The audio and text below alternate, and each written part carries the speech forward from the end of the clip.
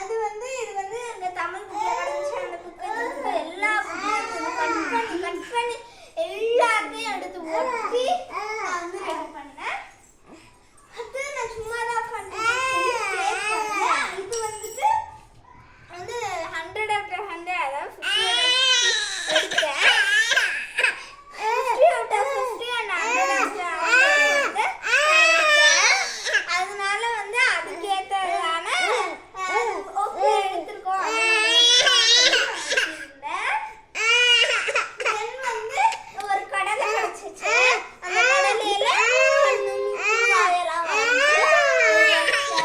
அடுத்தது என் ட்ரெஸ் வந்து அழகா இருந்துச்சு. நான் அந்த ட்ரெஸ் சேர்க்கிற மாதிரி ஆனா அது மட்டும்